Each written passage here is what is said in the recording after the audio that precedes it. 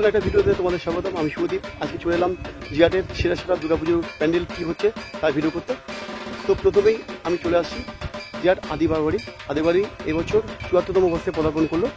তো এই বছর তাদের কীভাবে প্যান্ডেল হচ্ছে সেখান থেকে শুরু করি। তারপর রয়েছে জিয়াট বাসস্ট্যান্ড, সবুজ সংঘ, জিয়াট পার্কের মাঠ, যুবশক্তি, জিয়াট কলোনি বাজার, যুববৃন্দ, তাছাড়া রয়েছে জিয়াট স্মৃতি মন্দির।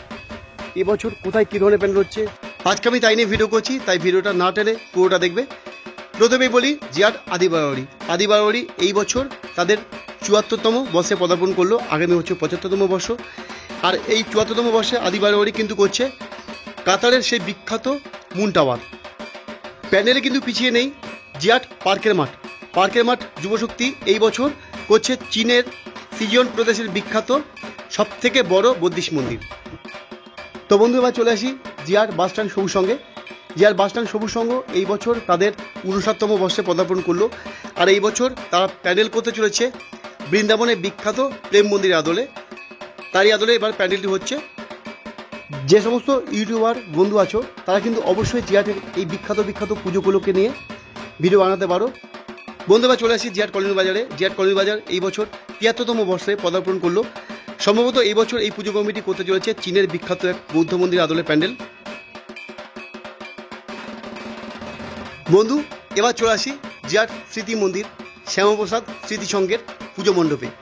এই বছর কিন্তু এই পুজো কমিটির প্যান্ডেল অলরেডি শুরু হয়ে গেছে। এই বছর এরা করতে চলেছে অযোধ্যার বিখ্যাত রাম মন্দিরের আদলে প্যান্ডেল। কারণ এই বছর এই পুজো কমিটির ৭৫তম বর্ষ। প্যান্ডেলের কাজ ইতিমধ্যে শুরু হয়ে গেছে। প্যান্ডেলের ভেতর এবং বাইরে কিন্তু হুবহু অযোধ্যার মন্দিরের মতোই করা হবে এবং থাকছে লিজার শো।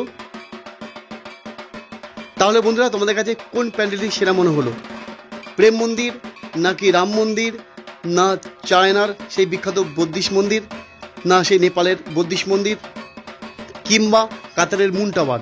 যেটা সেরা মনে হবে অবশ্যই আমাকে কমেন্ট করে জানাবে। তাহলে বন্ধু কেমন লাগলো ভিডিওটা? যদি ভিডিওটা ভালো লাগে তাহলে কিন্তু অবশ্যই আমার চ্যানেলকে সাবস্ক্রাইব করবে, বন্ধুদের কাছে প্রচুর শেয়ার করবে, আর অবশ্যই ভিডিও লাইক দেবে।